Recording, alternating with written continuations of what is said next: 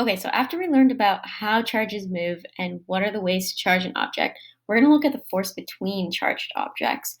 through Coulomb's law. So there's a scientist named Charles Coulomb, and he basically tested the relationship between charge and distance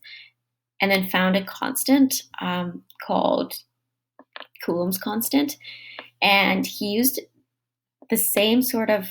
device that Cavendish used in order to find the gravitational constant G that's used in the formula for gravity. So basically, this device right here is what they used, and there are usually two balls on this sides over here, and it'll cause the entire thing to kind of rotate, and that force that causes that rotation is going to be calculated in order to find that.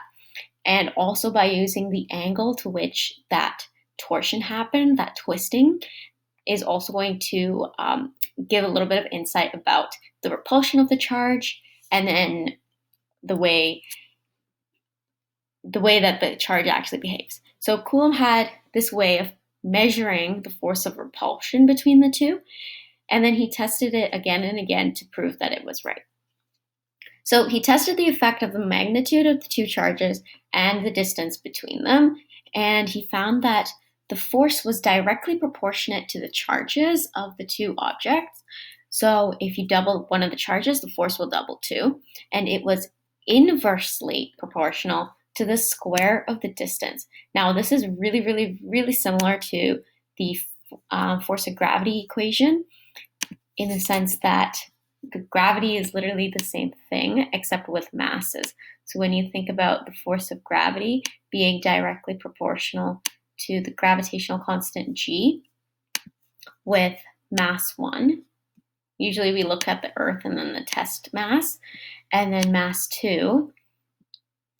which is, that test mass, and then r squared, so that distance from their centers between the two bodies. So as you can see, there's very similar properties to both of them, but after repeated measurements and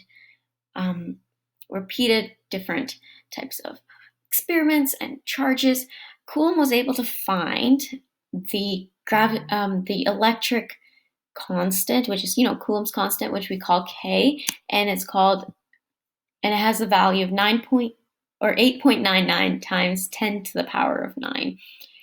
Now, one of the most starking differences in this formula between K and G is that G is much smaller than K is, and so when you're thinking about which force is larger, the electric force will always be larger. So then the final result, when we put all these things together, both the proportionalities and that constant, we get Coulomb's law, which basically takes the magnitude of the charges and puts it into this equation in order to find the electrostatic force between the two bodies. So Coulomb's law is used to calculate the magnitude of forces, and the law of charges and the specific situation or context is used to indicate the direction of the force. So in terms of this example here, we know that the two are going to attract because they're opposite charges. But when we put these into the formula, we want to use magnitudes like that so that we know that it's not going to be different directions and we don't get confused about that. So the magnitude of the force between A and B is 17 newtons, but when we have that negative there, we often associate it with the opposite direction, so not towards each other, but we have to really logically think about that and understand that that vector is actually moving towards each other. So basically, the law of charges indicates that A is attracted to B, and in the context of the given situation, on that object A, it's moving to the right, and on that object B, it's moving to the left. So that's why we should think of Coulomb's law as an absolute value equation rather than one with an actual vector. Of course, it has a vector because it's a force, but we want to use logic in order to solve that.